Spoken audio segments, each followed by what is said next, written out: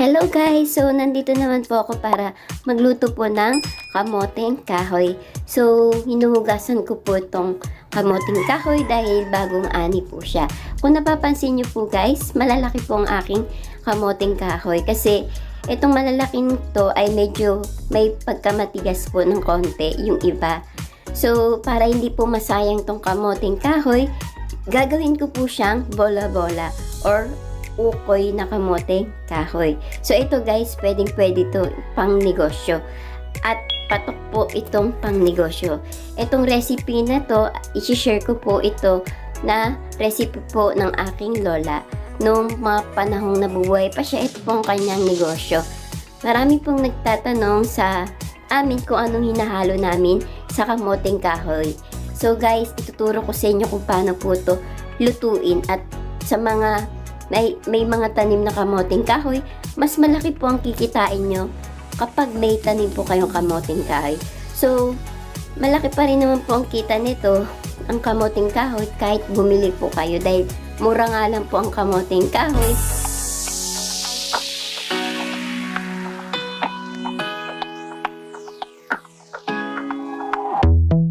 So guys, sinisimulan ko na po siyang balatan pagkatapos kong hugasan.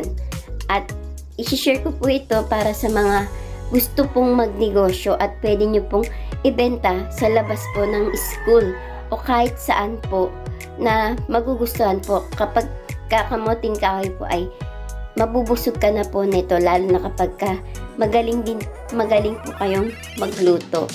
Yan. So, yan. Sinimulan ko na po siyang balatan guys. At sana wag niyo po kong kalimutan i-subscribe kung bago ka lang po sa aking channel and click the bell para lagi po kayong updated sa mga bago ko pong i-upload na video. At kung nagustuhan niyo naman po itong luto ko po, ay huwag niyo na rin pong kalimutan na i-share para mas marami pa pong makaalam ng ating lutuin.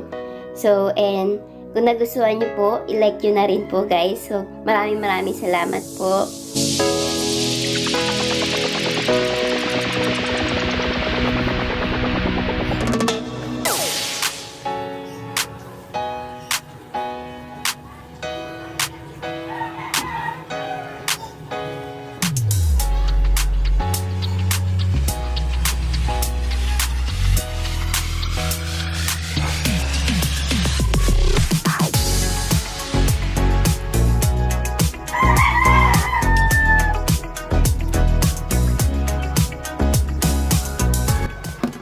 So guys, tapos na po siyang balatan.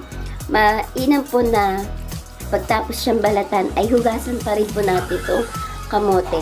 Mas masarap po na kumain ng pagkain kapag malinis po ang ating luto, ang ating pagkain. So, kailangan malinis po itong kamote bago natin siya lutuin guys.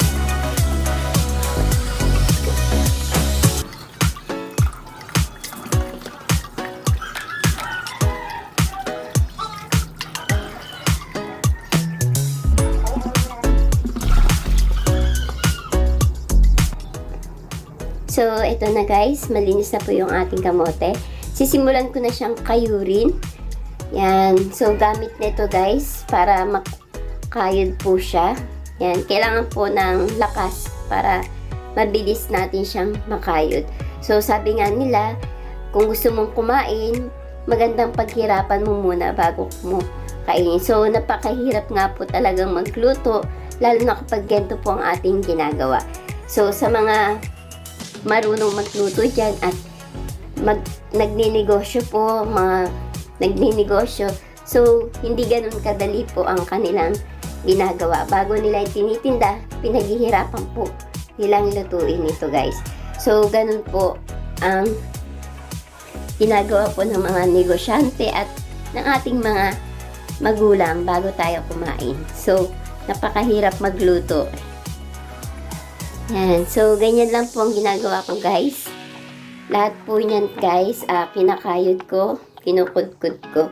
So, may part na sobrang tigas na, hindi ko na po siya sinasama. So, kung ano lang pwede, yun lang po talaga. So, ito na yung mga nagawa ko. So, ang gagawin ko po nito guys, pinipiga ko siya kasi isa po ito sa mga sangkap ng ating gagawin para sa ating bola-bola o ukoy ng kamuting kahoy. So, kailangan ko po ng katas nito, kaya pinipiga ko. Lahat ng nakayod po guys, pipigain po natin yan. So, ganito lang pong ginagawa ko. Make sure na malinis pong ating kamay habang pinipiga po natin to. Kasi, mas maganda pong malinis pong ating pagkain.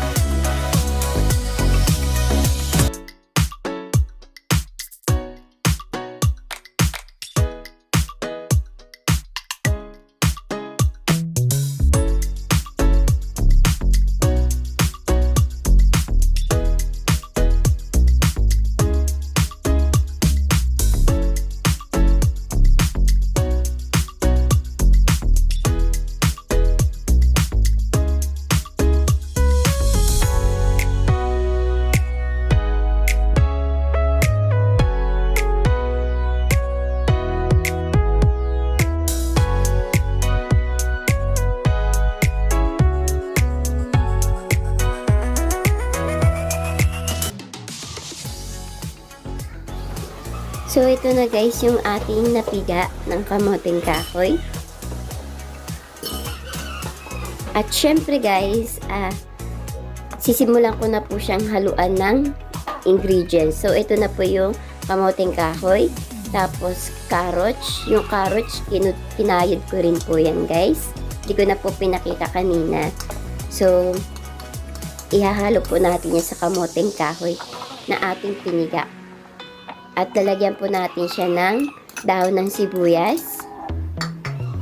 Nasa sa inyo guys kung gaano karami ang gusto nyong ilagay na dahon ng sibuyas.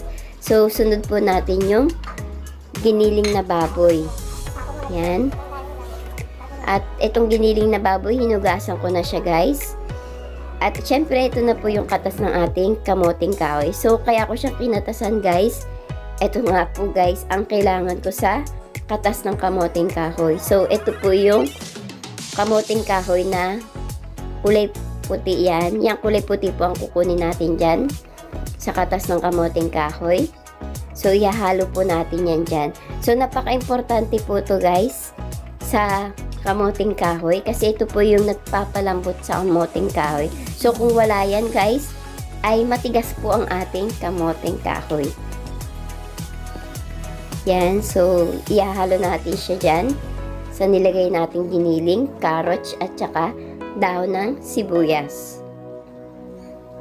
At syempre, hindi mawawala ang magic sarap para lalong sumarap ang ating lutuin. Ayan, black pepper guys, pamintang pino, lalagyan po natin. At asin po. So, dadagdagan ko pa po ng konting asin. Yan.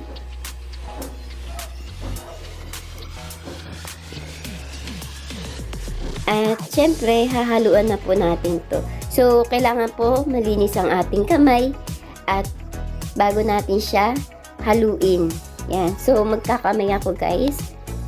Malinis naman po ang aking kamay para ma-mix po natin yung mga ingredients na nilagay natin sa kamoteng kahoy. So, halu-haluin lang po siya.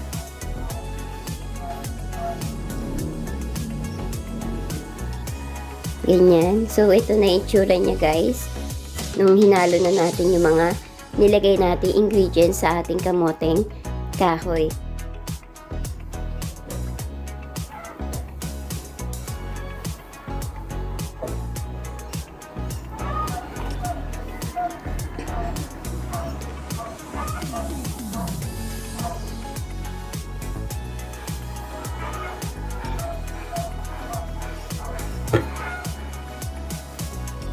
So, ito na.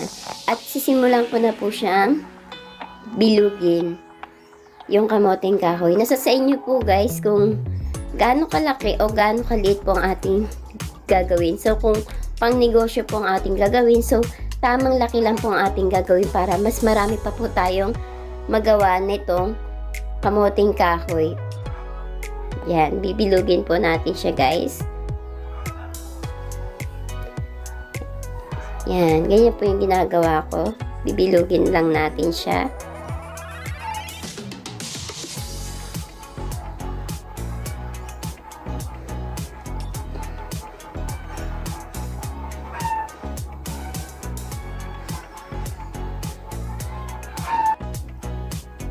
Next na po natin lutuin guys, yung sauce ng ating kamoteng kahoy.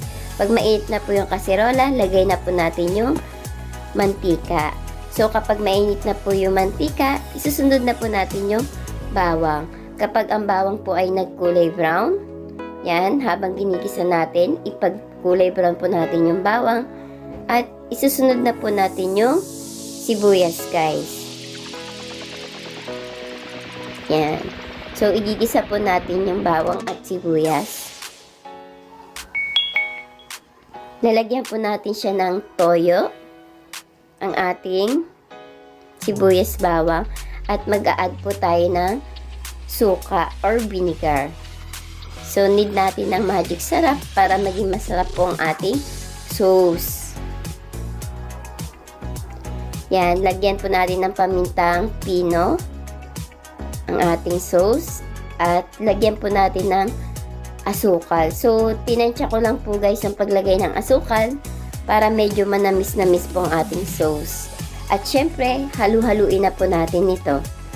At nag-add po ako ng water para sa ating sauce. At naglagay na rin po ako ng harina po guys. Yan, yung harina tinunong ko po sa tubig bago ko nilagay po dyan sa ating niluluto na sauce.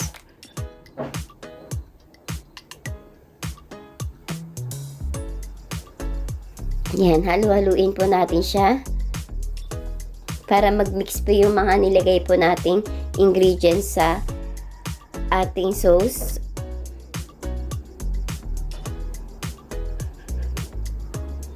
So, ito na nga guys, yung sauce na niluluto ko ay kumukulo na po siya. Yan. So, ito po ay luto na guys. Pinatay ko na po yung kanyang apoy. At syempre, pagkaluto ng sauce, sisimulan ko naman pong iprito ang ating bola-bola na kamoteng kahoy or ukoy na kamoteng kahoy guys. Yan. Dahil mainit na yung mantika, maganda po ang ating mantika is marami po para ang pagluto po nito ay pantay po. Yan. So, sinisimulan ko na siyang iprito. Yan, ganyan po ang kamoteng kahoy po na ukoy. So, napakaganda pong pang negosyo to guys kasi ito pa lang ang kakainin mo, busog ka na po at mura pa. Yan, so ito guys, kapag medyo brown na siya, ay luto na po itong ating bola-bolang kamoteng kahoy or ukoy. Yan. So, ito na guys. At titikman ko na po yung aking niluto. At ito na rin po yung kanyang sauce. So guys, napakasarap po talaga nito. Wala po akong masabi sa pagluto nitong kamoting kahoy sa recipe po ng aking lola. So sa mga gusto magnegosyo dyan, pwede po itong pang negosyo. Yan, sana nagustuhan nyo po yung aking video. Maraming salamat.